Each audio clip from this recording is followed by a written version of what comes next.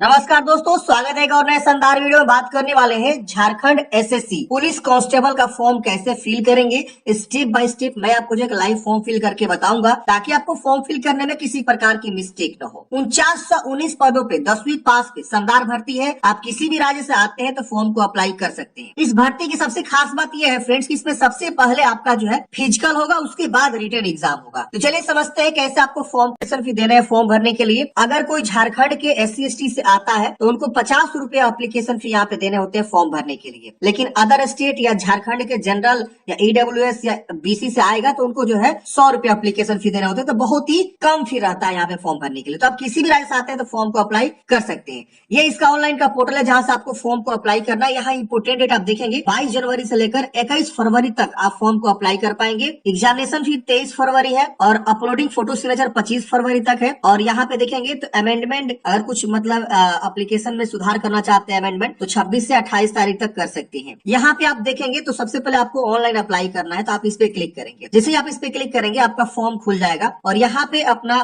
First name, last name और पूरा full name लिख देना है। जैसे मान लीजिए आपका नाम दीपक कुमार है तो दीपक यहाँ लिख दीजिए और इसी में कुमार लिख दीजिए और यहाँ सिंह लिख दीजिए। दीपक कुमार सिंह हो गया ना। और पूरा नाम यहाँ पे लिख देना है। मैं एग्जाम्पल बता रहा हूँ, दीपक कुमार और सिंह। तो ऐसे लिखना है। देख रहे ना, मान लीजिए आपका सिर्फ नाम दीपक है तो सिर्फ यहाँ दीपक लिख दीजिए। लास्ट नेम लिखने की आवश्यकता नहीं है, सिर्फ यहाँ दीपक लिख दीजिए, लास्ट नेम छोड़ दीजिए और यहाँ पे भी आप दीपक। तो बहुत सारे लोगों का सिर्फ मतलब फर्स्ट नेम ही होता है, लास्ट नेम नहीं होता है। सिर्फ दीपक कुमार है तो दीपक यहाँ, कुमार यहाँ पूरा नाम दीपक कुमार। तो ऐसे लिखना है। इसके वजह से डेट ऑफ बर्थ की चॉइस करना है, आपका डेट ऑफ बर्थ क्या है। फिर यहाँ मदर्स नेम, फिर यहाँ पे फादर्स नेम, ये अच्छे से लिख दीजिएगा। जो भी जानकारी लिखना है ना फ्रेंड्स, आपको मैट्रिक का जो सर्टिफिकेट होता है ना उसके अकॉर्डिंग लिखना होता है। तो ध्यान दीजिएगा, कहीं गलती मत करिएगा। कैपिटल लेटर में यहाँ जेंडर बताएंगे, मोबाइल नंबर, दोबारा मोबाइल नंबर को कंफर्म करेंगे, आधार नंबर, ईमेल आईडी, दोबारा ईमेल आईडी को कंफर्म करना है। यहाँ पे नेशनलिटी बताएंगे। यहाँ विजुअल आइडेंटिफिकेशन मार्क्स मतलब क्या कि बॉडी में पहचान बताना है आपको। जैसे तिल का निशान हो सकता है, कट्टा का निशान, जला का निशान, शरीर में जो पहचान होती है उसके बारे में पूछ रहा है। तो एक मार्क यहाँ लिखना है और एक मार्क यहाँ लिखना है। अगर दूसरा मार्क आपके बॉडी में नहीं मिल रहा है तो दूसरा छोड़ दीजिएगा। ये मैंडेटरी नहीं है, ये मैंडेटरी नहीं है भरना, इसे छोड़ सकते हैं। एक ही आपको भरना मैंडेटरी है। यहाँ आपको जो है लैंग्वेज का एग्जाम जो पेपर 2 होगा वो आप कौन सा लैंग्वेज का एग्जाम देना चाहते हैं। देखिए जो रिटन एग्जाम इसका होता है उसका जो है पेपर 2 में सिर्फ लैंग्वेज होता है। देखिए हम आपको एक बार थोड़ा सा सिलेबस दिखाना चाहेंगे ताकि आप यहाँ पे अच्छा से चॉइस कर सके, कहीं आप यहाँ पे गलती ना करें। तो देखिए फ्रेंड्स, यहाँ पे पत्र 1 होता है जो क्षेत्रीय जनजातीय भाषा यहाँ होता है। देख रहे ना, इतने तरह के भाषा इसमें होते हैं। इसमें से एक भाषा की परीक्षा विकल्प के आधार पर अभ्यर्थी दे सकेंगे। यानी आपको जो चुनाव करने का ऑप्शन आएगा। लिखा हुआ इस परीक्षा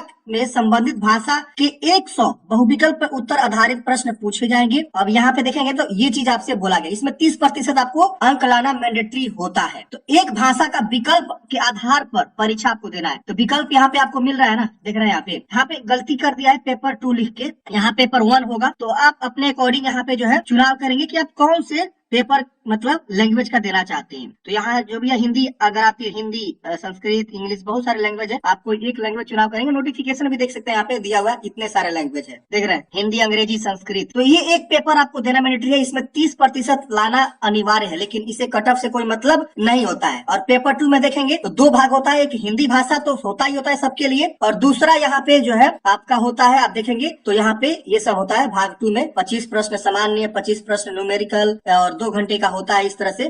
तो ये इस तरह से होता है पेपर 1 और पेपर 2, समझ रहे ना। तो इन्होंने गलती किया हुआ है। यहाँ पे जो फॉर्म में होगा यहाँ पे पेपर 1 का लैंग्वेज यहाँ पे पूछा जाना चाहिए, लेकिन ये पेपर 2।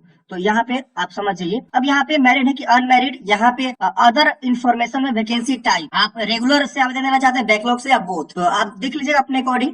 रेगुलर में थोड़ा सा ज्यादा वैकेंसी होती है और बैकलॉग में थोड़ा सा कम वैकेंसी होती है। तो वैकेंसी की आप देखा जाए यहाँ पे तो यहाँ पे देख सकते हैं, यहाँ पे दिया हुआ भी है, आप यहाँ पे समझ सकते हैं। यहाँ पे सब चीज दिया हुआ है कि रेगुलर में कितनी वैकेंसी है, बैकलॉग में कितनी वैकेंसी है। आप एक बार नोटिफिकेशन को पढ़ेंगे तो आपको समझ में आ जाएगा। तो आप अपने अकॉर्डिंग यहाँ पे चुनाव कर सकते हैं। पूछ रहा है कि क्या आप लोकल निवासी हैं झारखंड के। अगर निवासी है तो हाँ करेंगे। और ये पूछ रहा है सिलेक्ट योर डिस्ट्रिक्ट, अपना डिस्ट्रिक्ट चुनाव करेंगे। ये पूछ रहा है कैटेगरी बताइए, आप कौन सी कैटेगरी से आते हैं, जनरल, SC/ST, BC1, BC2, देख रहे ना, ABC1, इस तरह से। इसके वजह से पूछ रहा है कि आर यू एक्स सर्विसमैन, अगर है तो यस करेंगे और इसकी जानकारी देंगे, नहीं तो नो करेंगे। तो अपने अकॉर्डिंग जो भी आप बताएंगे। ये पूछ रहा है कि have you served home guard? Home guard में जो है 3 इयर्स या एटलीस्ट 6 मंथ आपने जो है सर्व किया तो हाँ करेंगे वरना नो करेंगे। तो ये पूछ रहा है कि क्या आप जो स्पोर्ट्स कोटा से रिजर्वेशन क्लेम करना चाहते हैं, यस नो में आपको बता देना है। अब यहाँ पे आप समझ गए झारखंड के निवासी। अगर आप झारखंड के निवासी नहीं या अदर स्टेट से, बिहार के हैं या यूपी के हैं या और किसी राज्य से हैं, तो आप यहाँ नो करते हैं तो कैटेगरी आपका जो है यूआर हो जाएगा। तो इस तरह से आपको भरना होगा फॉर्म, समझ रहे ना। अब यहाँ पे आपको जो एजुकेशनल क्वालिफिकेशन में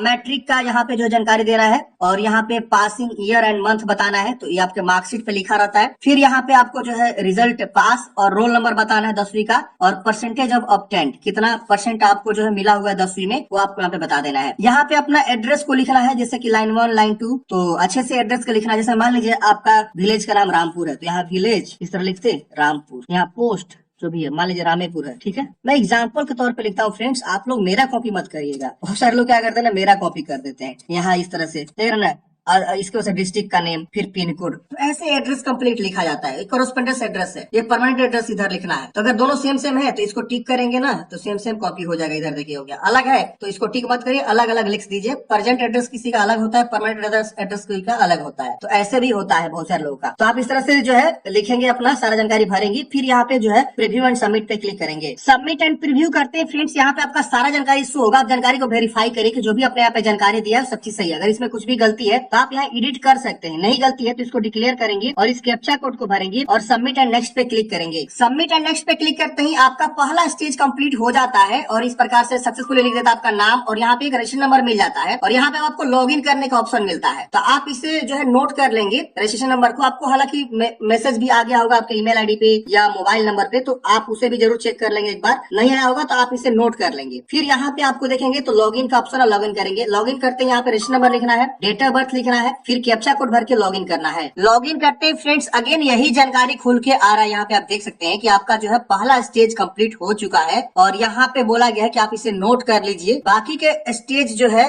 आपको करना है, ठीक, लॉगिन करके। अब यहाँ पे लिखा हुआ एक चीज और थोड़ा बोल्ड करके कि kindly fill the remaining stage once the payment gateway will activate. मतलब क्या, कभी इनका जो पेमेंट गेटवे एक्टिवेट नहीं हुआ है, जिससे इनका पेमेंट गेटवे एक्टिवेट होगा, आपको अगला स्टेप तुरंत जो है लॉगिन करके पेमेंट जमा करना है। हम यहाँ 24 घंटा जो है वेट करेंगे, ज्यादातर जो है 24 घंटे बाद ही होता है और 24 घंटे बाद इनका पेमेंट गेटवे एक्टिवेट होगा, फिर हम पेमेंट जमा करेंगे। पेमेंट जमा करने के 24 घंटे बाद हम फोटो, सिग्नेचर या जो भी डॉक्यूमेंट्स अपलोड करने के बोलेगा वो सब डॉक्यूमेंट्स हमको अपलोड करना होगा। तो आगे के 2 स्टेप हम नेक्स्ट पार्ट में कवर करेंगे, या आगे का हम जब वीडियो लेकर आएंगे ना तो पूरा एक ही में कंप्लीट लेकर आएंगे। पार्ट 1, पार्ट 2, पार्ट 3 सब इसी में जो है कंप्लीट आपको मिलेगा नेक्स्ट वीडियो में। तो हम 1 से 2 दिन वेट करके ही वीडियो बना पाएंगे जब तक ये कंप्लीट नहीं होता है। मतलब जब तक ये सारी चीजें एक्टिवेट नहीं होगी तब हम वीडियो को नहीं जो लेकर आएंगे। हम एक ही बार पूरा कंबाइंड करके जो वीडियो लेकर आएंगे। और झारखंड की जितनी वैकेंसी आती है, खास करके JSSC का, वो जो है एक दिन में फॉर्म नहीं कंप्लीट करवाती है। पहला दिन रजिस्ट्रेशन करवाती है, फिर 24 घंटे बाद पेमेंट, फिर 24 घंटे बाद फोटो, सिग्नेचर। इसलिए अब आप देखेंगे तो यहाँ पे जो है पेमेंट जमा करने का 23 तारीख तक है और फॉर्म जो सबमिट करने का डेट है वो 21 फरवरी तक है, लेकिन फी जमा करने का 23 तारीख तक है। और फोटो सिग्नेचर अपलोड करने के बाद से जो डेट है फोटो सिग्नेचर वो 25 तारीख है। मतलब 2 दिन एक्स्ट्रा इन्होंने समय दे रखा हुआ है तीनों स्टेप के बीच में। तो यही होता है। इसी तरह से जो है झारखंड SSC का फॉर्म भरे जाते हैं, एक बार में कंप्लीट नहीं होता है। तो आपको क्या करना है, इसे नोट करके रखना है जो आपको अभी यहाँ पे प्राप्त हुआ, रजिस्ट्रेशन नंबर और डेट ऑफ बर्थ तो आपको पता ही है, उसी के थ्रू लॉगिन करना। आपको हमेशा होम पे हम आ जाते हैं और आपको हमेशा जो है लॉगिन करके चेक करते रहना। लेकिन ध्यान दीजिएगा, कभी कभी 2 दिन भी लग जाता है, कभी कभी 3 दिन भी लग जाता है आपको लॉगिन करके पेमेंट का ऑप्शन आने में, या जब आप पेमेंट जमा कर देंगे तो 2 दिन 3 दिन बाद ही जो है आपका फोटो सिग्नेचर का भी ऑप्शन आता है। तो ऐसे होता है।